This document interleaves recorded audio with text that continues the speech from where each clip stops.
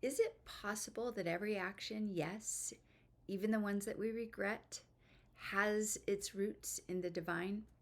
In the teachings of non dual Tantra, action is considered sacred. It's the way that the divine expresses its will, moves through you, and experiences the world.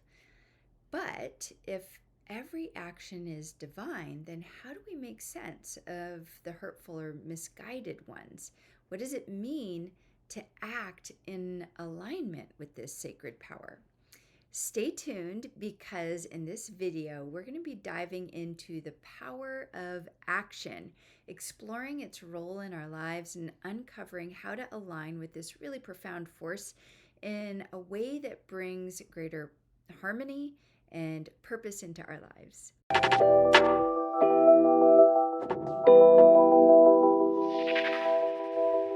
Hey there, yogis and yoginis. I'm Lisa Witter, and welcome to my channel where we dive into how to live a tantric informed life by bridging the classical teachings and practices of non-dual tantra with the realities of modern living. So if you haven't already, please do be sure to subscribe because I post new videos regularly to help you live life with more freedom, fulfillment, and joy. Every action that we take, whether it feels mundane or significant or even regrettable, is an expression of the divine. In the teachings of non-dual Tantra, this sacred power of action is known as Kriya Shakti. It's the divine impulse that bridges desire and realization, giving form to the formless and allowing the divine to experience itself through us.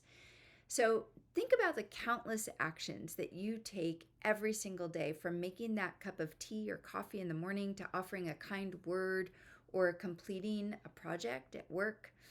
These aren't just isolated events. They're the divine moving through you and shaping the world moment by moment. But how does this happen? So this body and this mind are the vehicle for the divine. They're the tools through which the divine experiences, expresses, and enacts its will. Through your five senses, right, your thoughts and your emotions, the divine engages with the world around us, creating and shaping reality in real time.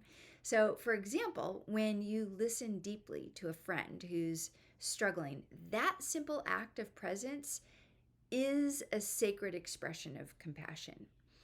When you create art or solve a problem or even prepare a meal with care, you're channeling the divine power of action, bringing something into being that didn't exist before. So, this understanding reveals the profound sacredness of our everyday actions. They're not just tasks that we complete, they're opportunities to participate in the divine unfolding of creation. So, what about those actions that we regret, the ones that harm ourselves or others? If all actions are divine, then how do we make sense of those actions? Well, here's the key. Hurtful actions arise not from the power of action itself, but from a misalignment with it. Every action is preceded by a desire, and at its core, every desire is rooted in the divine longing for joy and contentment and connection. However, when filtered through our constructed personality, our beliefs, our fears, our stories, our desires become distorted, which leads to actions that don't align with our true nature. For example, someone might lash out in anger because they feel unseen or unloved. At its core, the action is driven by a desire for connection and acceptance, but it's expressed in a really unthoughtful way. So that it might be a way that creates more separation and pain, for instance. So the highest form of action arises when we recognize our divine nature and act in alignment with it. So this is where the teachings of yoga actually teach us to move beyond ego-driven actions and embrace what's known as karma yoga, the path of selfless action.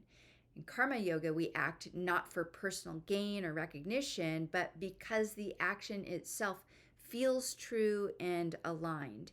These actions benefit not only ourselves, but others and the world around us. So, for example, volunteering your time, not to be praised, but because it brings joy and contributes to something greater than yourself.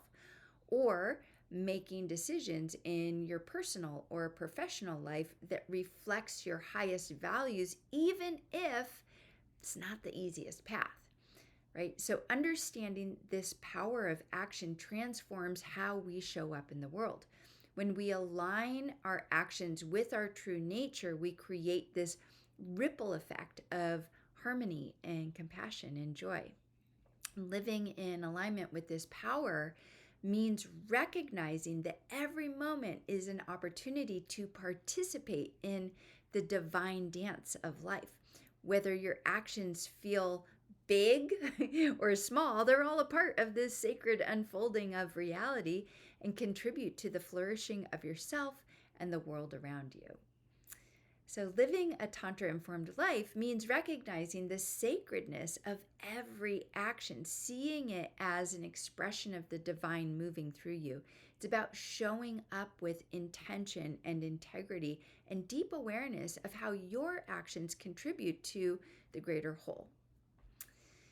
So if you found this video insightful, please do give it a thumbs up and share your thoughts or questions in the comments below. I'd love to hear from you. And if you haven't already, please be sure to subscribe to my channel for more videos like this. They come out every week, just about. And until next time, may your actions reflect the divine rhythm within, bringing greater harmony and purpose to your life. Namaste.